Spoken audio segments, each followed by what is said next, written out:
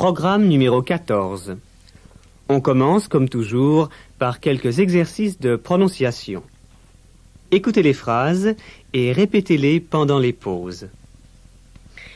D'abord, l'imparfait. Voici des phrases avec 2 verbes à l'imparfait. Quand j'étais jeune, j'habitais au bord de la mer.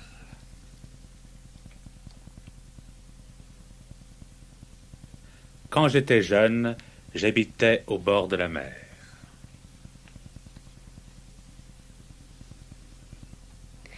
Quand j'étais petite, le vin coûtait 1 franc le litre.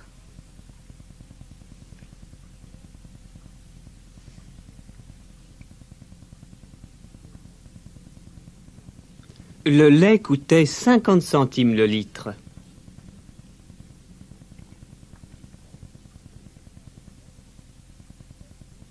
Une belle robe coûtait moins de 50 francs.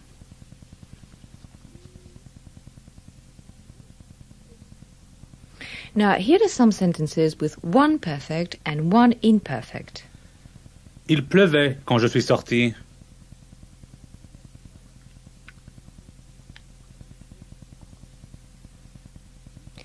Quand je suis entrée, Guy regardait la télé.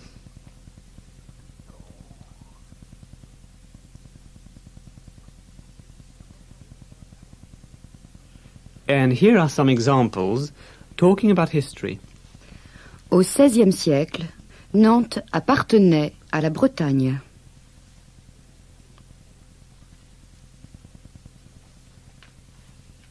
C'était la capitale. Les ducs de Bretagne avaient leur château à Nantes.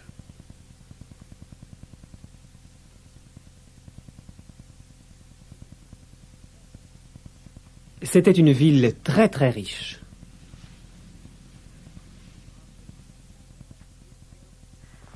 Nous parlons avec Claude Cosneau, qui est conservateur au musée d'Aubray de Nantes.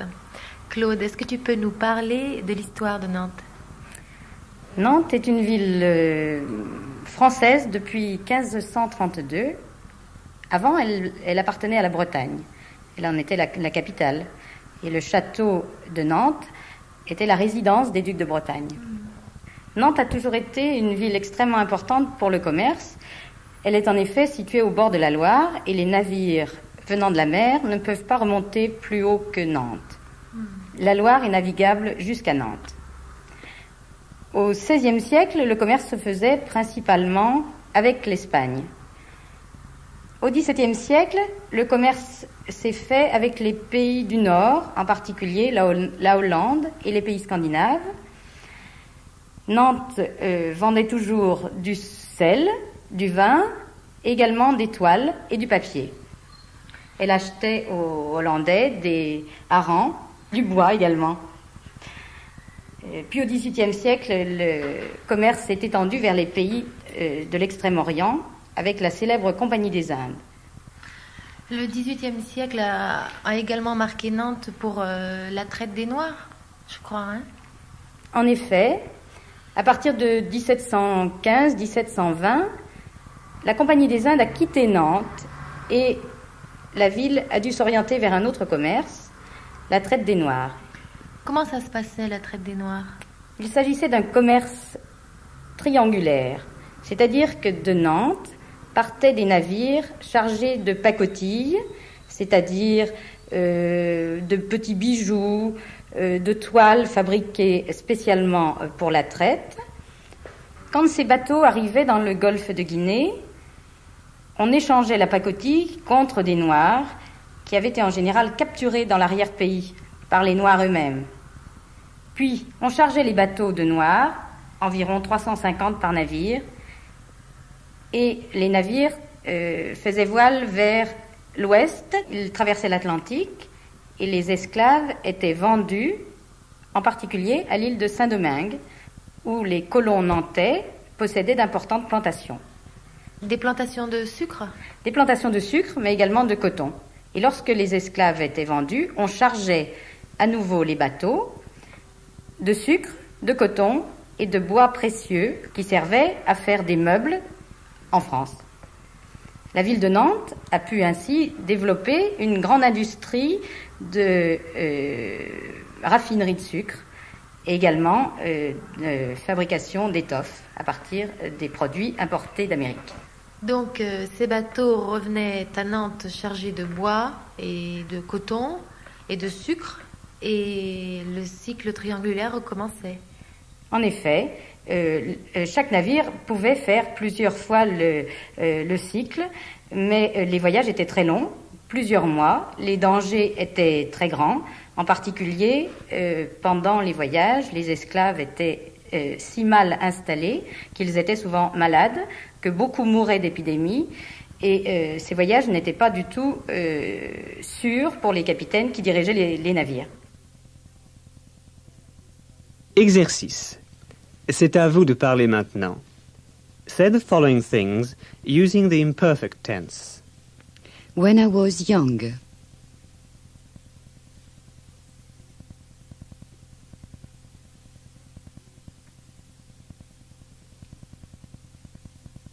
Quand j'étais jeune. We used to live in the country.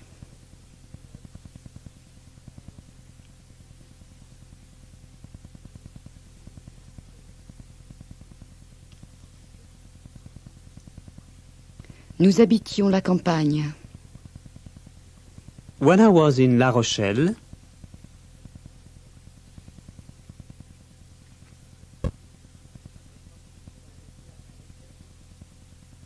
quand j'étais à La Rochelle, I used to go to the beach every day.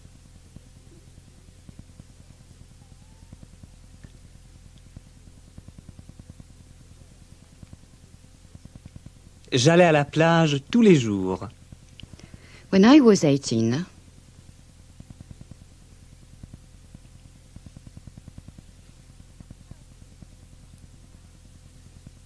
quand j'avais 18 ans, I used to play tennis 3 times a week.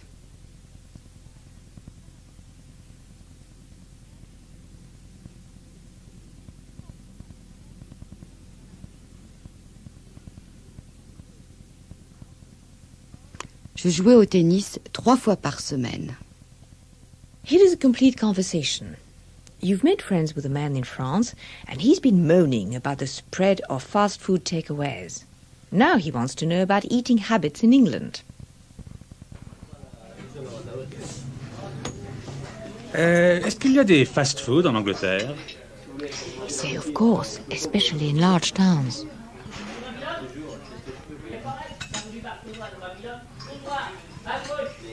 Oh, bien sûr, surtout dans les grandes villes.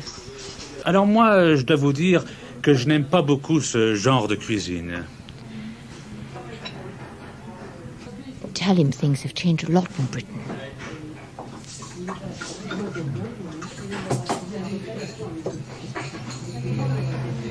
Oh, les choses ont beaucoup changé en Grande-Bretagne. 20 years ago,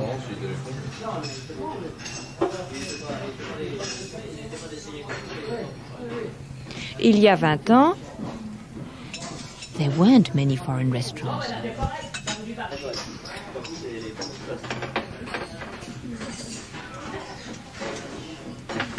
Il n'y avait pas beaucoup de restaurants étrangers.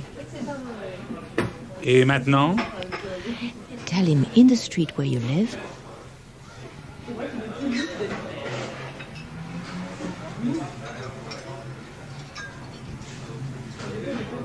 dans la rue où j'habite, there's an Italian restaurant.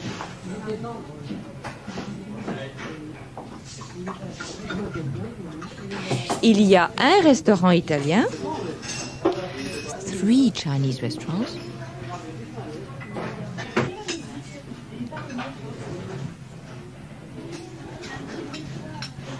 Trois restaurants chinois and a pizza house.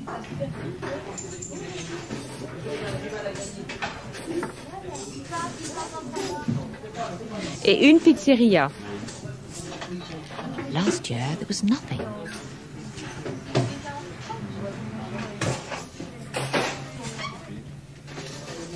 L'année dernière, il n'y avait rien.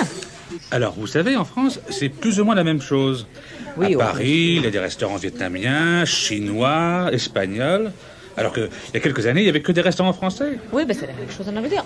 Il n'y avait pas de restaurant du tout en Angleterre, c'est très simple. Alors maintenant, évidemment, il y a des...